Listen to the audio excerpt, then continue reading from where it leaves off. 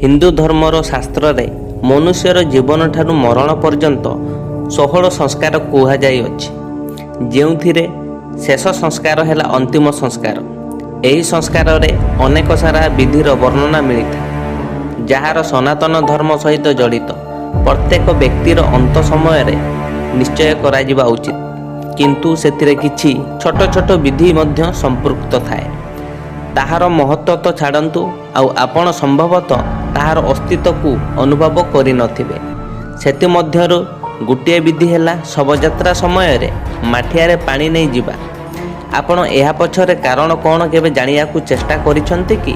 ଆପଣ ଯଦି ଧ୍ୟାନ ଦେଇଥିବେ, ଯେବେ ମନୁଷ୍ୟର ଦାହ ସଂସ୍କାର କରାଯାଏ, ସେହି ସମୟରେ ଏକ ଛିଦ୍ର ଥିବା ମାଠିଆରେ ପାଣି ନେଇ ଶବକୁ ପରିକ୍ରମା କରାଯାଇଥାଏ, ଆଉ ପରିକ୍ରମା ପୂର୍ଣ୍ଣ ହେଲା ପରେ ଏହାକୁ ଭାଙ୍ଗି ଦିଆଯାଏ। ଗରୁଡ଼ ପୁରାଣ ଅନୁସାରେ ମୃତକ ବ୍ୟକ୍ତିଙ୍କର ଆତ୍ମାକୁ ତାହାର ଶରୀରରୁ ମୋହବନ୍ଦ କରିବା ପାଇଁ ଏମିତି କରାଯାଇଥାଏ।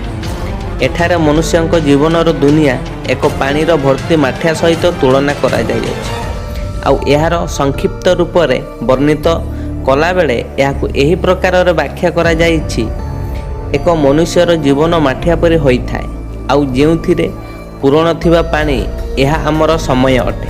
ଯେଉଁ ପ୍ରକାର ମାଠିଆରୁ ଗୋଟିଏ ଗୋଟିଏ ବୁନ୍ଦା ପାଣି ପଡ଼ୁଥାଏ, ଠିକ୍ ସେହି ପ୍ରକାର ଆମର ମାଠିଆ ରୂପୀ ଜୀବନରୁ ଏ ଆୟୁ ରୂପୀ ପାଣି ସବୁ ସମୟରେ ବୁନ୍ଦା ବୁନ୍ଦା ହୋଇ ଝରି ପଡ଼ୁଥାଏ, ଯାହାର ଅନ୍ତ ହେଲା ପରେ ବ୍ୟକ୍ତି ଏହି ସଂସାରରେ ତିଆରି କରିଥିବା ସବୁ ସମ୍ପର୍କକୁ ଛାଡ଼ି ପରମ ଆତ୍ମା ନିକଟକୁ ଚାଲି ଯାଇଥାଏ। ଜୀବନ ଅନ୍ତ ହେଲା ପରେ ମାଠିଆ ଭାଙ୍ଗିବା ଏହି ତାତ୍ପର୍ଯ୍ୟ କୁହାଯାଇଅଛି।